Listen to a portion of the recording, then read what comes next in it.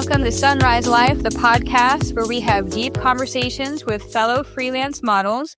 And today I'm really excited to have Sienna Hayes on the line. Say hello. Hey guys.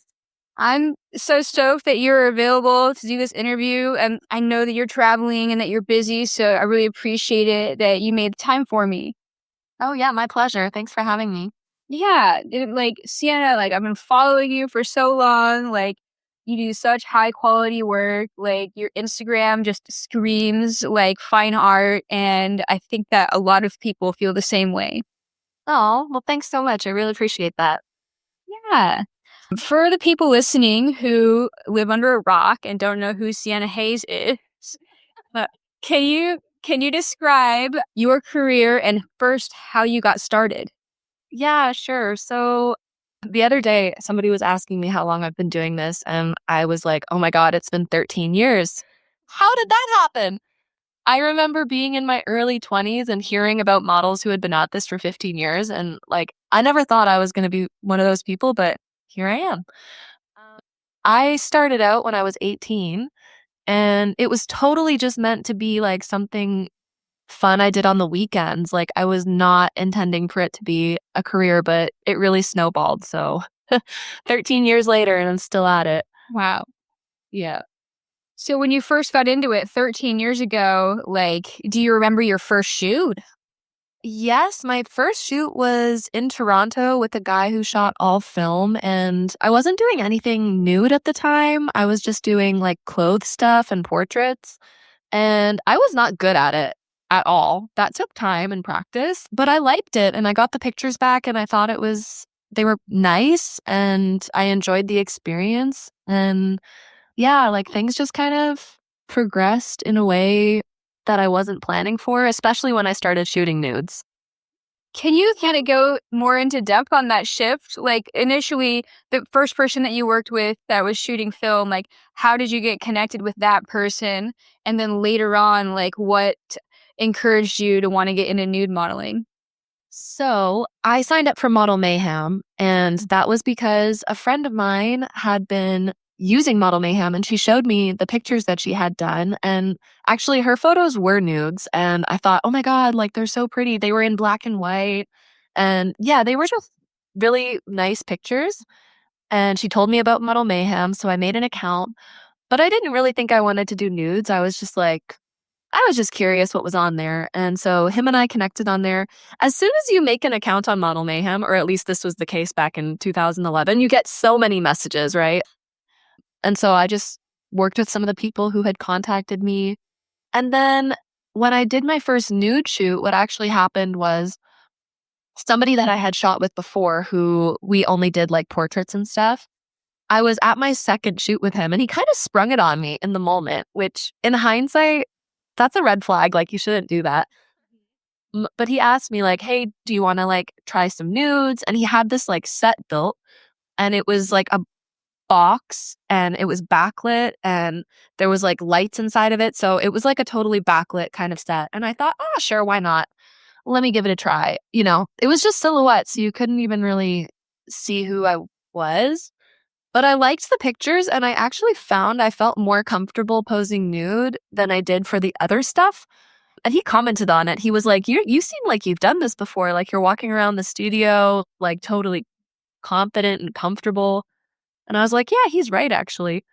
And as soon as I posted those, of course, I started getting slammed with messages of people wanting to shoot, and paid opportunities started to present themselves. And I was a broke college student, so of course had to take advantage of that. And yeah, by the time I graduated from school 4 years later, I had a pretty good portfolio. Well, I thought it was good at the time. In hindsight, maybe it wasn't the best portfolio, but it was enough to start doing the traveling model thing. So that's how it went. Wow. So your initial hesitation to do nudity, what do you think was holding you back at first?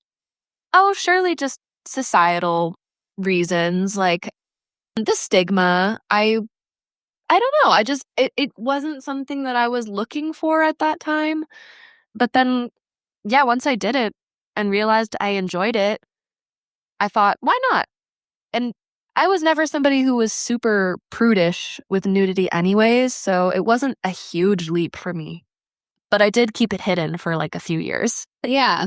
And a lot of people that I've interviewed are kind of like along the same path in the beginning, but a question just came to mind, and I don't know if this is like relevant or whatever, but like, do you think that in Canada, since that's where you're from, do you think that there's any kind of cultural difference in how people view nudity compared to America?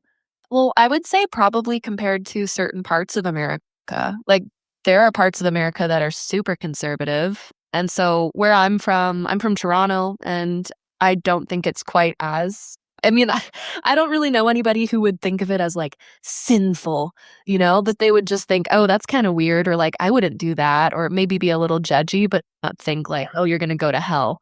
Yeah.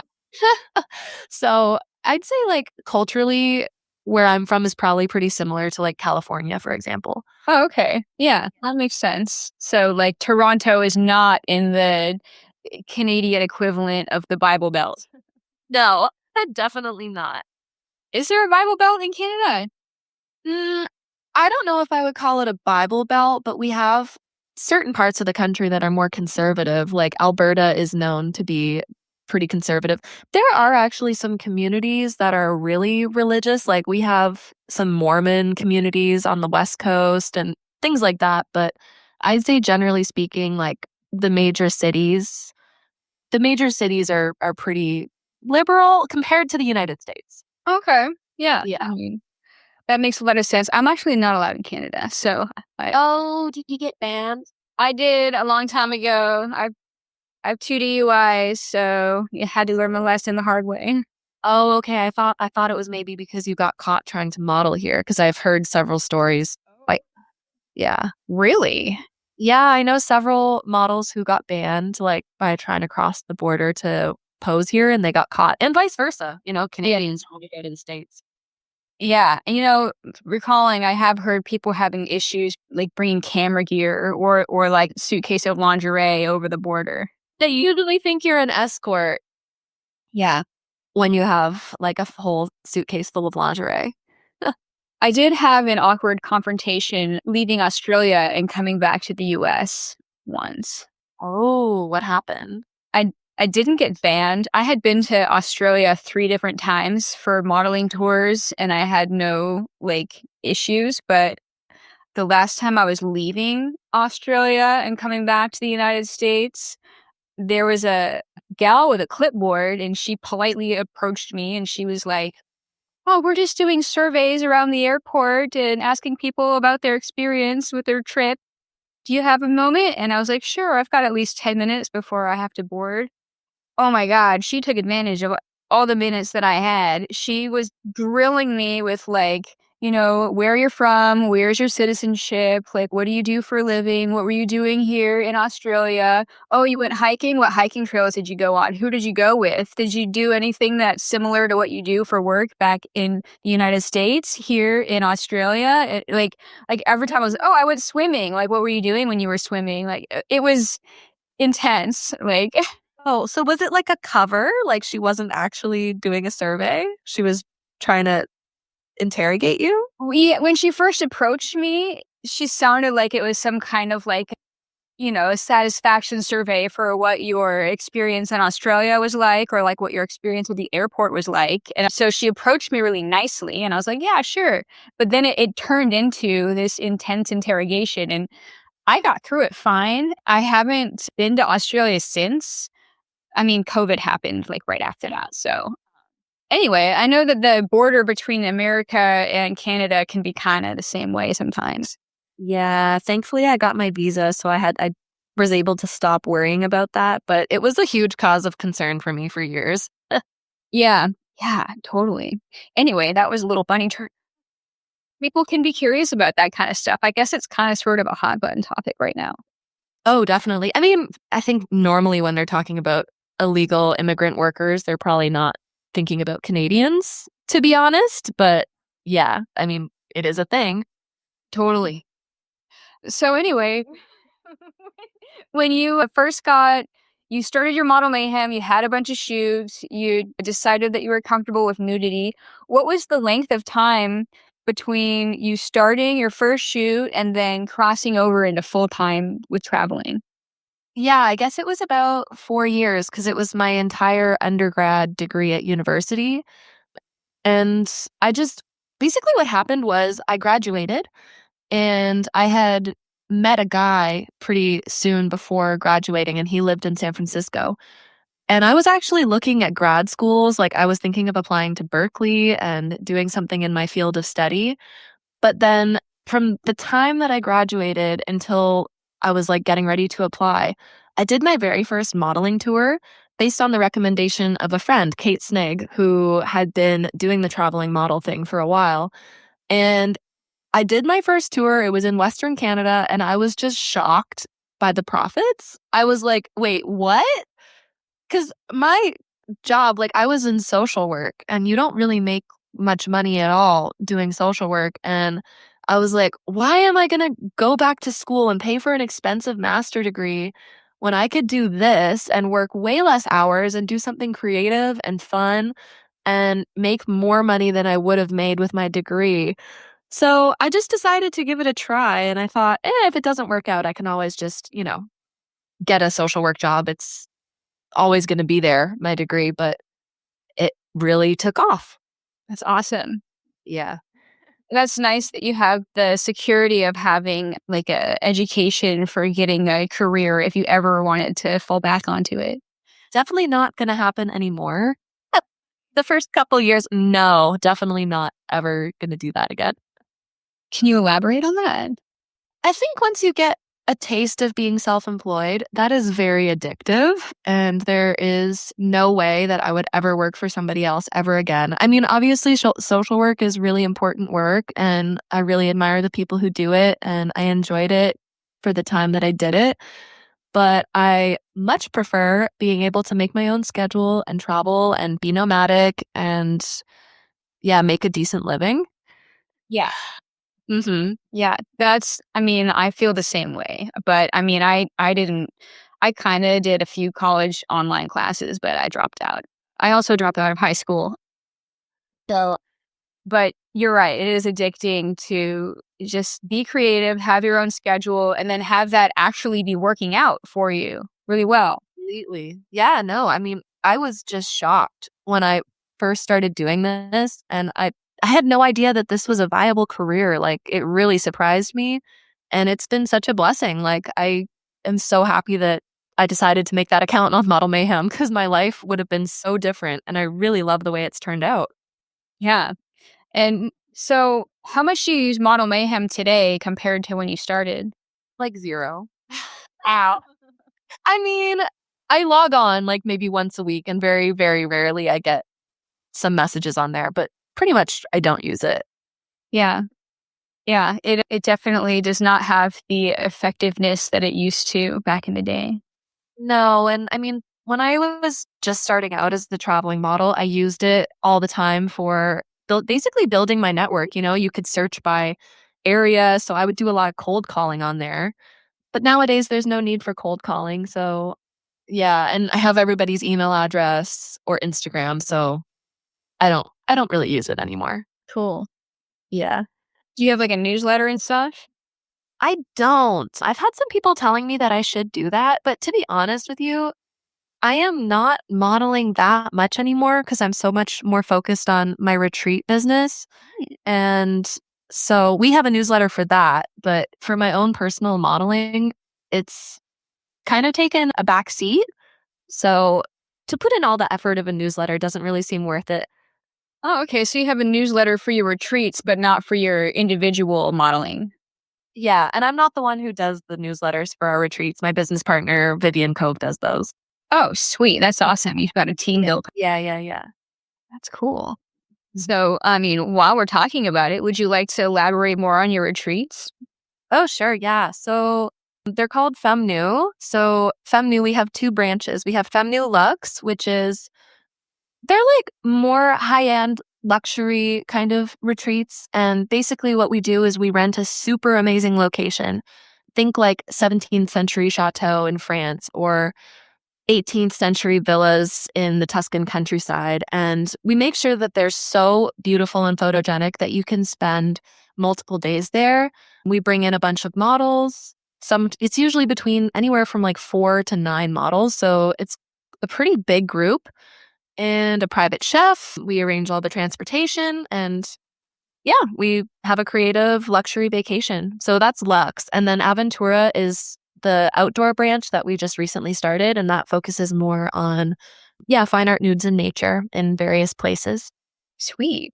Mm-hmm. Do you have a coming Lux and Aventura trips planned? Sorry, you cut out. Can you repeat that, please? Yeah. Do you have upcoming Lux and Aventura trips planned? Oh, yeah. So we have our very first Aventura retreats happening in Hawaii in February. So we have 2. And then in April, we have Lux Retreat happening in Bali. And afterwards, we're doing tourist extensions. So, like for people who want to stay longer and just do tourist stuff, they can stick around and I'll be their tour guide while we do cultural nature exploration that doesn't involve modeling. And then we have 2 happening in Portugal, 2 different ones. One's in August and one is in September. One's at like an old manor house and one is at a castle. And we have a tourist extension there as well. And then our last one is in Mendocino, California, and that's Aventura, happening in October, I believe. Oh my God, that is so cool. Yeah, it's a full schedule for this year. Wow. That's so I didn't know that you were also doing like the extension if people wanted to sightsee and stuff, but I'm sure a lot of people want to do that when they're traveling across the world to do these shoots. Yeah, man. So I had been thinking about this for a little while because a lot of the time our clients are traveling pretty far. Like we do them internationally, and most of our clients are based in the US. So it's a long flight for like a 5-day retreat. Yeah. And then a client actually reached out about Bali before we announced it. Like he knew what we were planning because, oftentimes with our repeat clients, we'll tell them what we're scheduling for the next year. And he had the idea. He was like, why don't you offer like tourist extensions and blah, blah, blah. And I thought, you know what? Sure. So within that afternoon, I already got started on it and I like planned the whole tourist extension within a few days. And I was like, okay, it's done. Wow. And it was really popular. It got, yeah, sold out. And I actually offered 2. Anyways, yeah, they did well. And I thought, okay, you know what? This is a good idea. I'll start offering this on our retreats that are like further away. So I'm not going to do it for domestic ones, but if it's far enough away that people are traveling a long distance and I think they may be interested, Yeah. it's something we're offering now. Wow. That's so cool. And it reminds me of something that was trained into me back when I had a job is that the customer is always right. And in this situation, it's like, yeah, the people that are going on these shoot trips, they're funding the whole adventure. And if they want to sightsee, we're going sightseeing, right? Well, exactly. And I mean, most of the people, they would stay and sightsee anyways. So why not have them do it with us? Yeah. And a lot of those like sightseeing type experiences, you can't necessarily do nude modeling at. So it makes sense. Right. And I mean, it's nice because with Femme Nue, we cultivate like a community. Like we have the same people who come back every year. Actually, we have one person who's been to every single retreat we've ever done. Wow. We have many people who have come to lots of them. So people know each other on these, and it's nice to be able to do tourist stuff with people that you know rather than just joining a random group tour with strangers. So I think it's working out pretty well, and for me it's great because I'm planning extensions for things that I want to do, and then I advertise it and I see if anybody wants to come. So I get to do the stuff that I want. Yeah, hopefully other people enjoy it. Can you give examples of some of these like side excursions?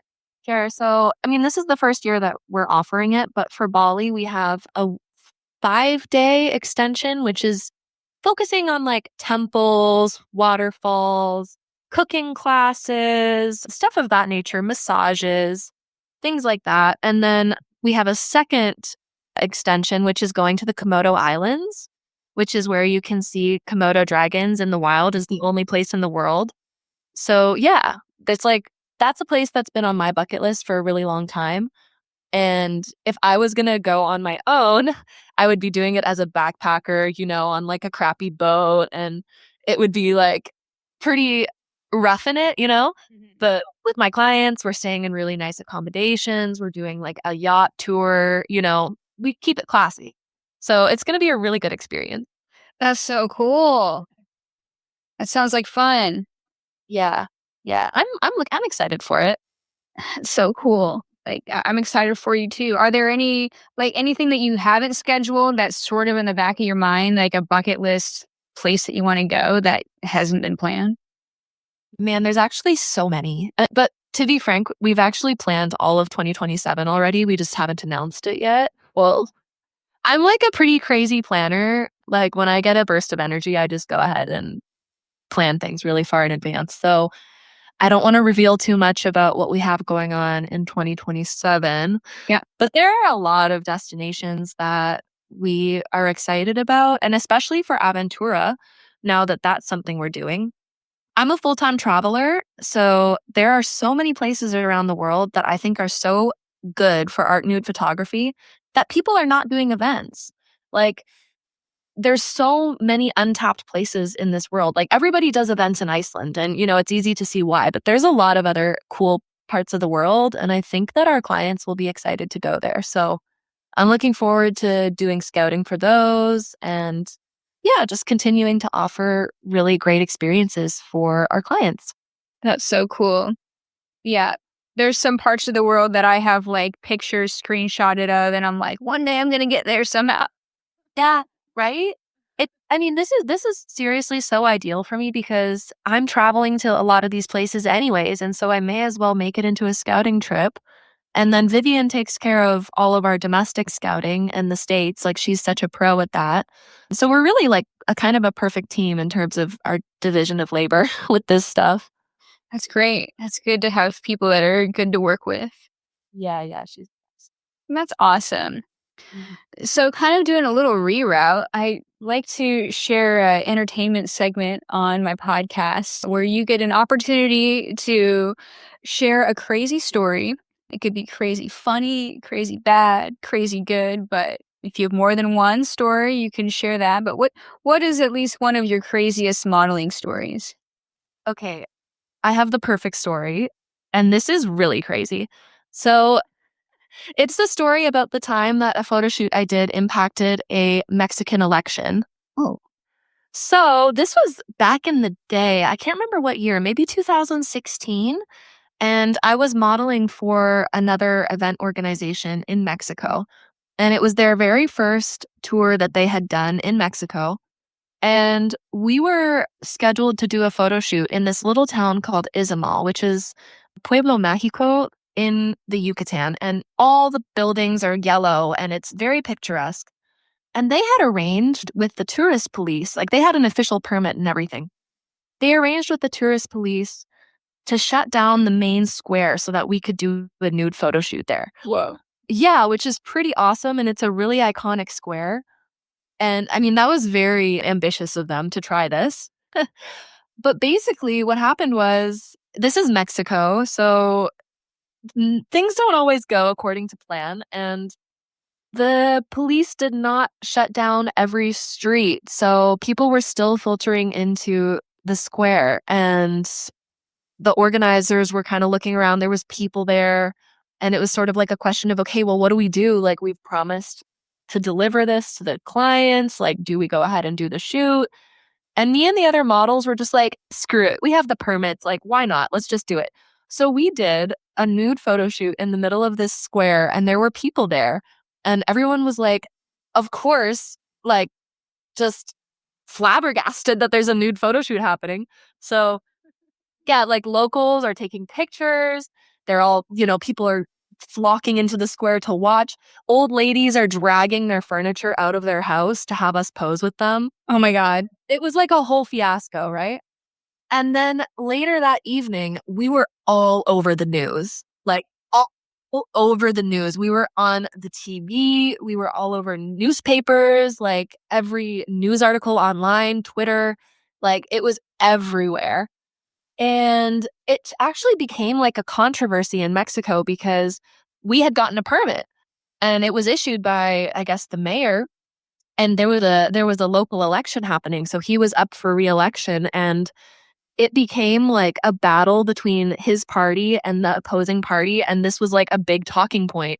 And both sides made up tons of lies about, so like the mayor's party, the articles were saying that we were actually the first starting like a big arts festival in the Yucatan, and in subsequent years there was going to be thousands of people attending, and it was going to bring economic prosperity.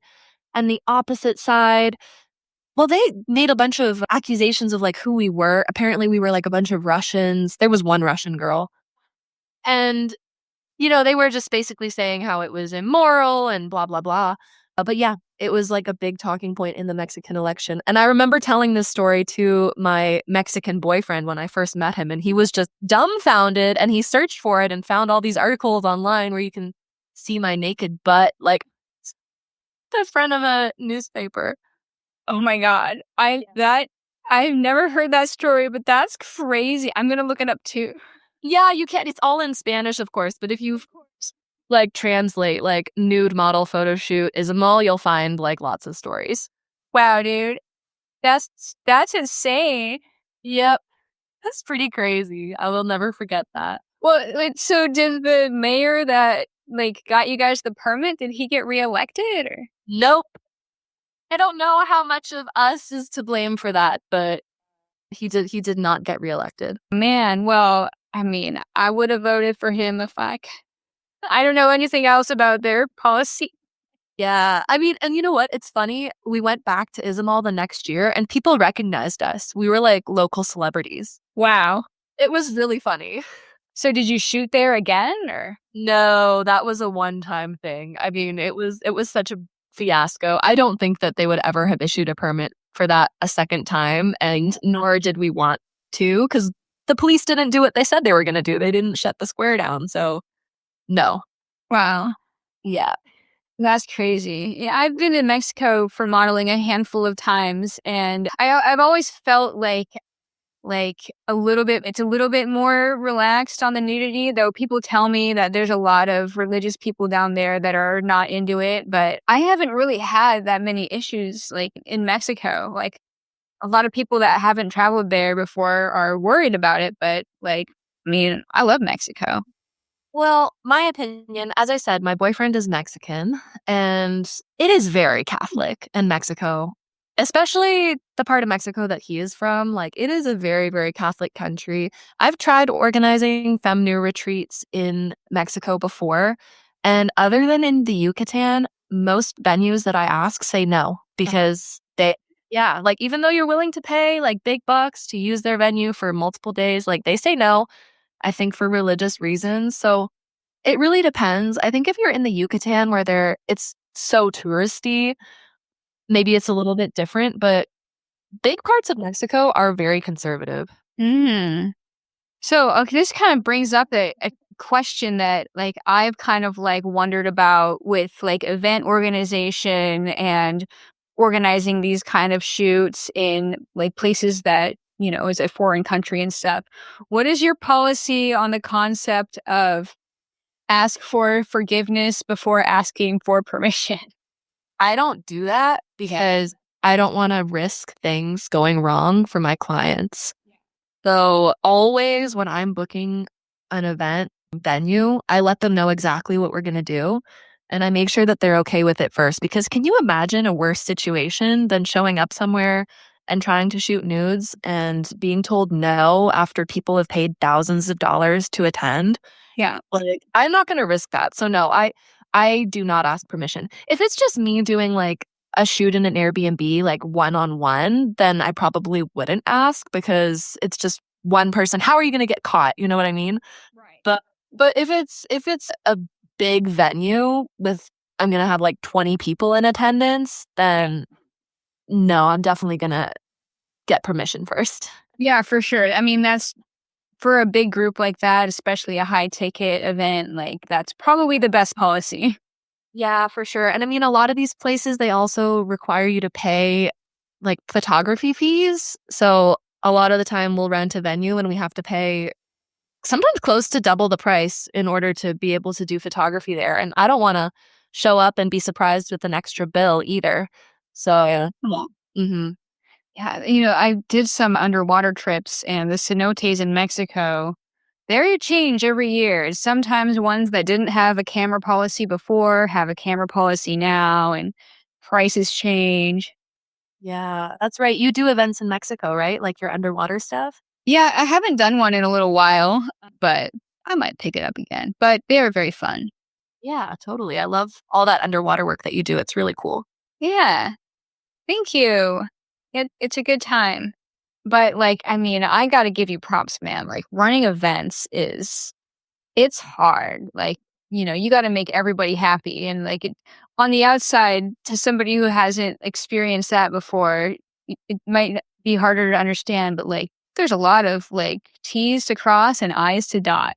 Oh, 100%. I mean, I honestly feel though, like me and Vivian Cove, my business partner, are so well suited to this job. Like the two of us are the perfect team and it is a lot of work, but we both have the skills that are necessary between the two of us. I think pull off a really great event and I really love it. Like to me, it doesn't really feel like work most of the time. I really, really like it. So I don't know. I think it's kind of like the perfect job for me.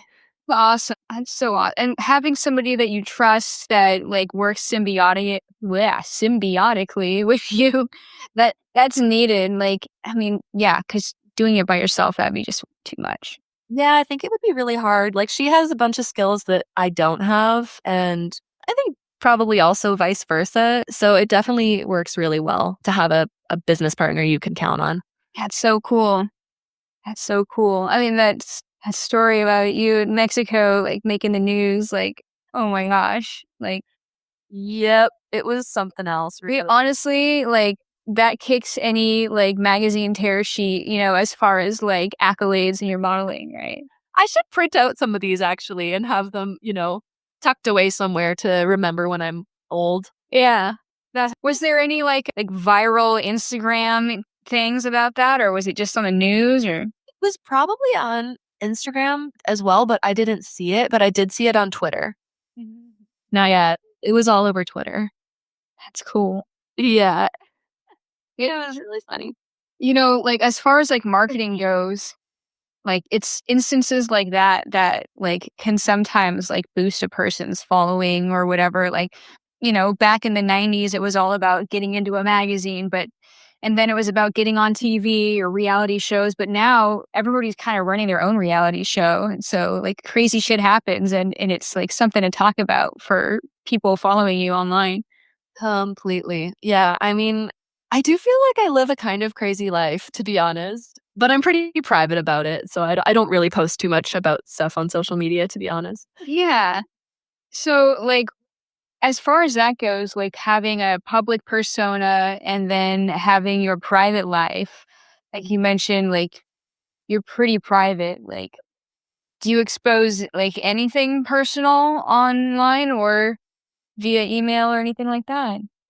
Pretty little compared to, I see a lot of models who really post everything. They'll post their deepest, darkest thoughts. They'll post, so many things. I just don't really do that. I don't know. I really enjoy my privacy. And so I share a little, I'll share the bare minimum. I don't know. I'll share where I'm going. Were your hair? I saw your hair updates. Yeah, I'll post about, any physical changes. Like my hair. I believe I have shared that I have a boyfriend, but I really don't share too much. I think I did share when I bought my first house, but I try to keep things pretty close to the chest, I guess. It's there's Sienna Hayes and there's my personal life and I try to keep them distinct. That's good. For a professional career, that's definitely what's recommended. I've definitely kind of steered in the opposite direction on many occasions. Heck, yeah, and you're one of those people who I see you sharing so much, about your sobriety and all, and I see a lot of models sharing about their mental health struggles and stuff. And I mean, I have things I could share, I guess, but I don't know. I don't feel compelled to. Yeah. But I admire others who do. I think it can be very inspiring. Yeah. Thank you. I mean, everybody's got their own path, and being authentic doesn't always have to mean oversharing on the internet. You're being authentic and your creative expression. Yeah, I mean, I'm authentic. This is my business, and I try to treat it as such, but I'm very authentic with my personal connections, like I have my loved ones, my family, my close friends, my partner, and they get to know everything, of course. So it's not that I'm in my personal life, I am not private. And also when people do photo shoots with me, they get to learn a lot more about me. It's just more about like online presence, I suppose. Yeah, for sure. That's good. That's good. So you mentioned earlier that you're a full-time traveler. So does that mean that you don't have a home base? Yes. So for the last 3 years, I've been nomadic. Before that, ever since I graduated from school, I was traveling maybe like half the year. But then basically what happened was I met my partner and I had always had the dream of traveling full time. But it's not something I ever really wanted to do alone because I'm not a big solo travel person. Like I like to be with either, I don't know, I like to be with somebody that I love. And then I met him and he was a full-time traveler and he was going to all these amazing places. Like when I met him, he was in the middle of a year and a half long trip through Asia and the Middle East. And it was a really amazing trip that he did. And yeah, we met, we fell in love, and I decided to start traveling with him. And we've been at it since then. I have a house and I have kept a bedroom in it, but I only was home like 2 weeks last year. Wow. So I don't know if I think it still qualifies as being nomadic. I gave up my car. It's basically like I have this room that I visit like a couple weeks per year, but now I'm probably just going to stay with my parents and rent that out, to be honest. Wow. Yeah. So then as you're traveling, you're like living in Airbnbs and being hosted and stuff? Yeah. So we stay in hotels and Airbnbs. We travel on a budget. We kind of like a challenge. We like to go to places that are not so common. And my boyfriend has the goal of visiting every country in the world. So we're always in different places. Sometimes we use couch surfing, sometimes we're camping. Yeah, just trying to keep it interesting. That's hardcore. It's pretty fun. We've done some pretty crazy stuff, to be honest. That's hardcore. Yeah. Yeah, I like it. Wow. That's amazing. Sorry, I was just visual like, so your suitcase situation, like, how big is your suitcase as you're traveling nomadically? I carry a backpack. Back to Where are your clothes? I don't have a whole lot of clothes in my backpack. They're in the closet, like back at my place. And I just restock every time I come home. So usually it's like once every 8 months or something. I come back and I repack. And then I'd actually leave tomorrow. Right now I'm at my mom's place visiting, but I leave tomorrow for a trip that's probably going to last until October. Oh my god. Yep. You travel with a camera and a tripod? No, the tripod I did on my last trip, but I was feeling like it was too heavy and annoying to carry around with like the limited amount of stuff that I have. So I'm gonna bring the camera, but if I want to do remote shoots, I'll just rent a tripod. Okay, yeah, that's kind of what I was getting at because I know as I've been following you for so long, you do all these really amazing remote shoots where you book a really nice location. And so that's what I was wondering if you would bring your tripod if you're just traveling with a backpack. I did last year and it was too much. Really. It took up so much space and I had very little left. I mean, I was traveling with a backpacking backpack and then like a little backpack which I put the camera in. Oh, okay. So I mean, it was still like not much. But this year I decided, no, I'm not bringing the tripod. Nope. I have some remote shoots happening in Bali, and I'm going to either borrow a tripod from one of my participants who is there for Femme Nue, or I'm just going to rent one. I don't want to carry it around for 8 months or 9 months, whatever it is. Wow. Yeah, that makes sense. Like, why carry it around if you only need it for those specific dates? Right. It's like just a handful of times per year. So it seems a little excessive. Even bringing the camera, I'm kind of like, it's so big and heavy. But it is worth it to do the remote shoots. And also, me and Vivian are going to do a scouting trip this year, and we're going to want to take like advertising photos for us. So I think I do have to bring it, but I am a little, I don't want to, but Yeah. Wow. That's so crazy. Like I didn't realize that you were traveling with that light of a bag. yeah, man, I get really tired of the clothes that I have, definitely. Even like, I'll bring some of my favorite stuff, but after I've worn it for the 100th time, I'm like, oh, I just can't wait to go home and get something new. I want to take a short little break to tell you about Model Society. ModelSociety.com is a website dedicated to featuring figurative fine art photography for models and photographers. What makes them different than other portfolio hosting websites is that some of those other websites will still host kind of tacky photography or exploitative photos. Model Society screens all of their contributors for quality and authenticity. So you only get the best of the best on there. If you're not a photographer or model, you can still enjoy and appreciate Model Society because they also have newsletters and magazines featuring their best work and new articles each week. Check it out, modelsociety.com. I will also include a link to Model Society in the show notes. All right, now back to our show. That's so cool. So I have another question that I also like to ask everybody on the show, and I call it the rising phoenix era of your life.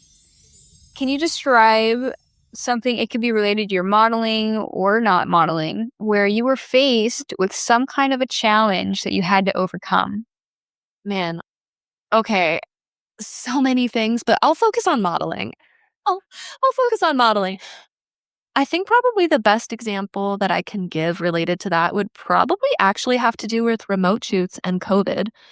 Because back in 2020, when everything was shut down and we all thought we were going to be completely out of work, I was really panicking. But then remote shoots happened and I ended up doing really well in 2020. So I basically was able to adapt to the circumstances and ended up thriving that year. Maybe not from a mental health perspective, but professionally, things were fine that year. Wow. Yeah, that's great. I mean, a lot of people, I think, were kind of following in your example on that because a lot of us were slapped with the same problem at the same time. We can't do photo shoots in person for a while anymore. That was a freaky time. Yeah. Yeah, it was not good. I was actually in the middle of an event in Mexico when it happened, like San Francisco shut down, and I remember watching the news. I thought this has to be fake news. Like this can't be real. The lockdowns had happened in China and I definitely never thought it would happen in the US. And I spoke to my lawyer because I had a visa but I wasn't a permanent resident, and she basically advised me like get home right now.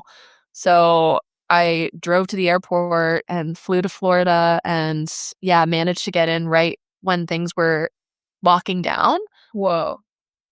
And yeah, I mean, I was afraid that the borders were going to close and I was going to be stuck outside the country.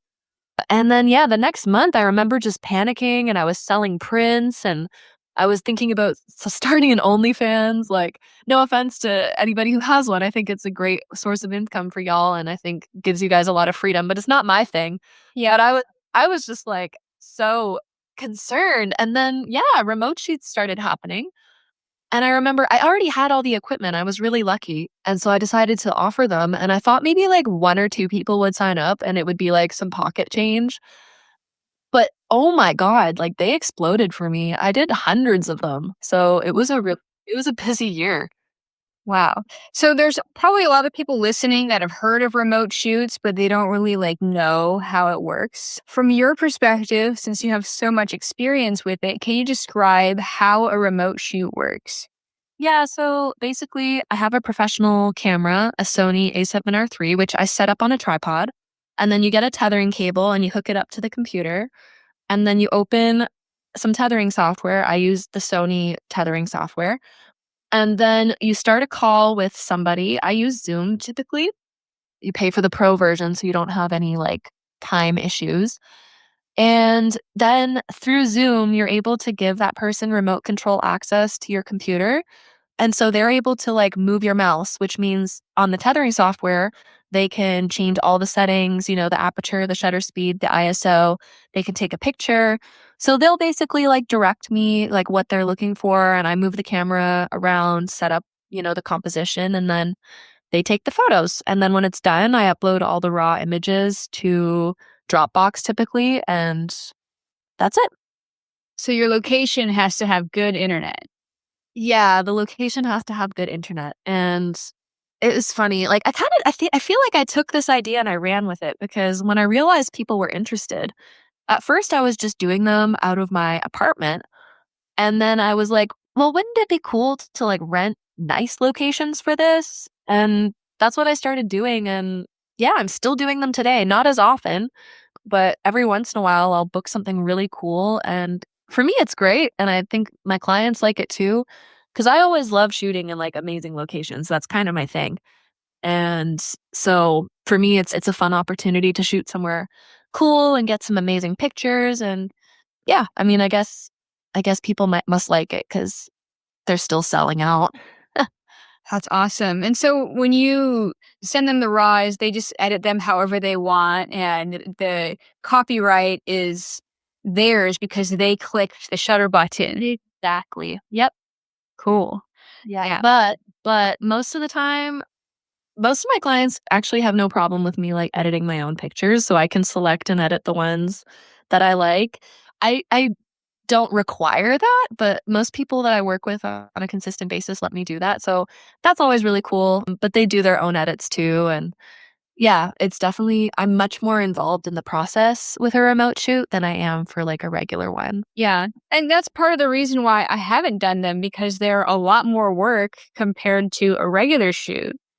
Completely. Yeah, it's true. It's just that for my lifestyle now, because I'm not really touring very much anymore, it's just a nice little like supplemental thing. And plus, I like it. And I like the pictures that I get out of it. And it gives me like Instagram content, which, yeah, as I said, I'm not really modeling that much anymore. Like, I model at the Femme Nue events and I do remote shoots. And from time to time, I will do a tour. But like last year, I didn't, I think I toured for like 2 weeks.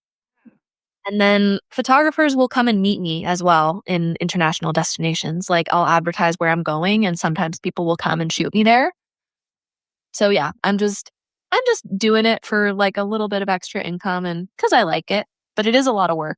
That's cool. No, yeah, it totally is a lot of work. It's funny. Like, I love that you described the whole process of how it works, because I had kind of a basic idea, but I just like the way that you described it. I really could visualize like the process of it. And like, as you're the one setting up the shots, you kind of have to be the one to be aware of the lighting and everything like that.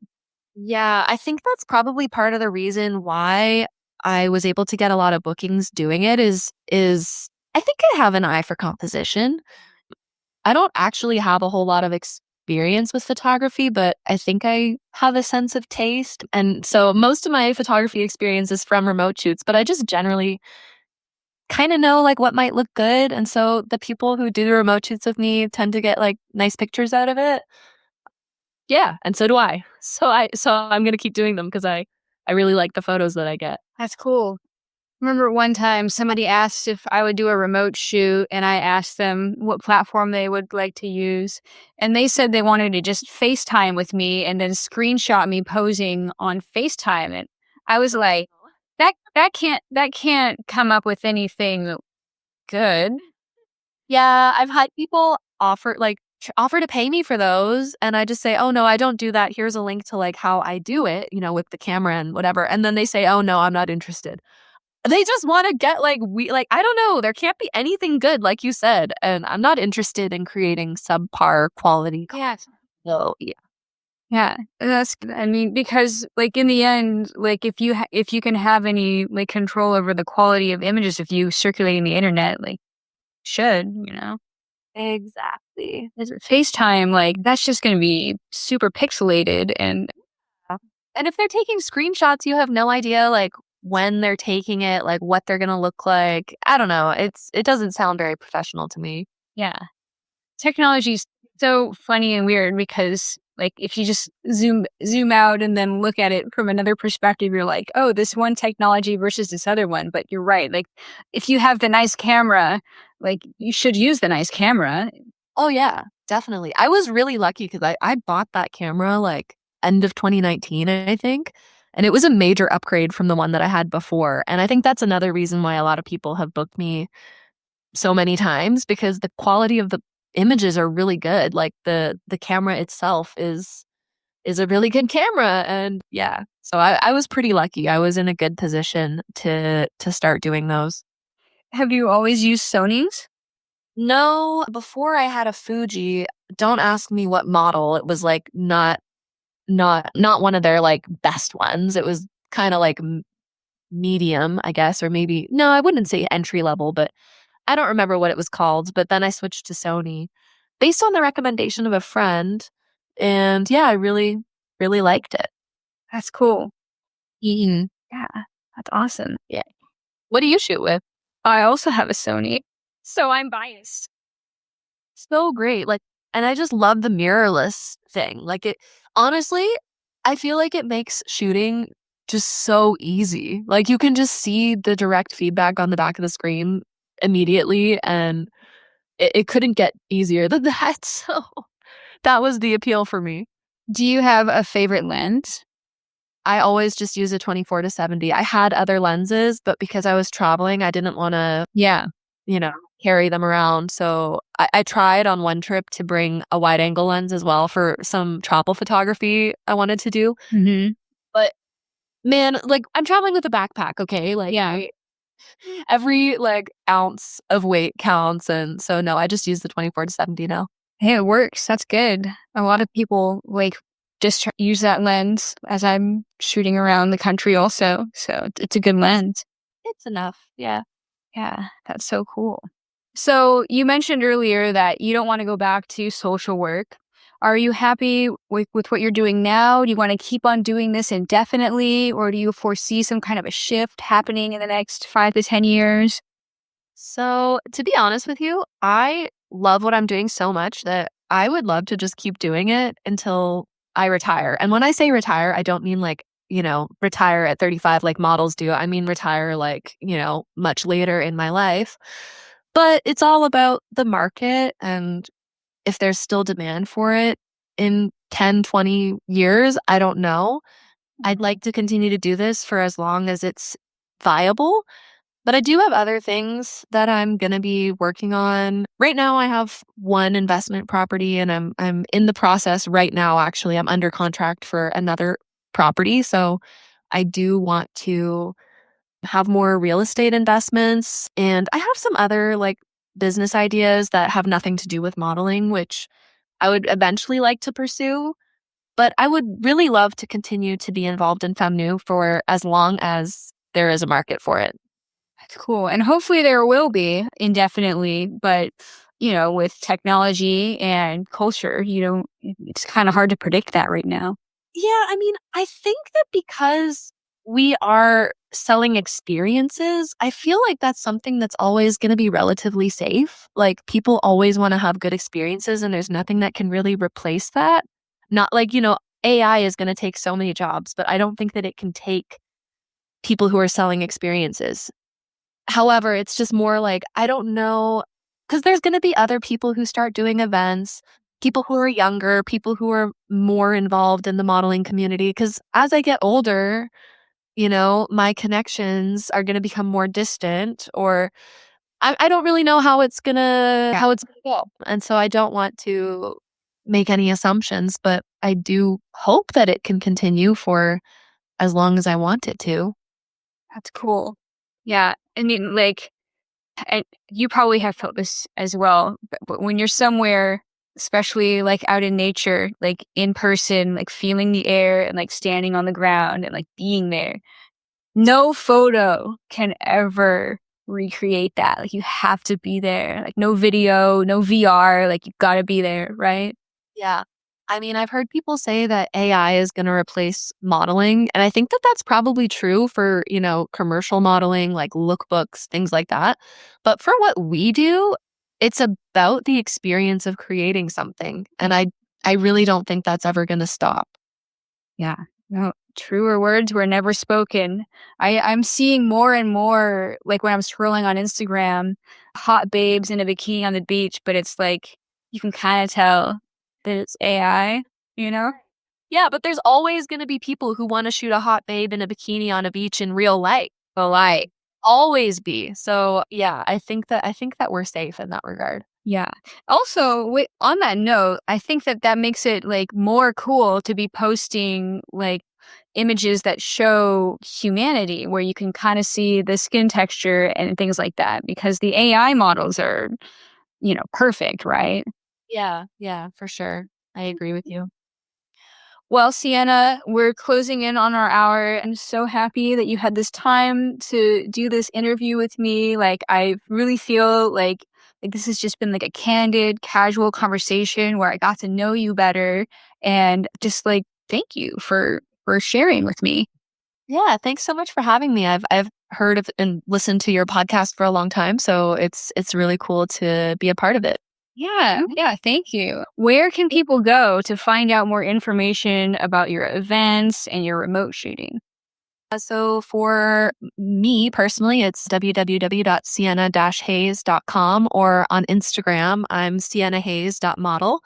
And for Femme Nue, we are Femme Nue Photo Retreats. That's spelt Femme Nue. It's French for nude women. FemmeNuePhotoRetreats.com. We're the same handle on Instagram as well.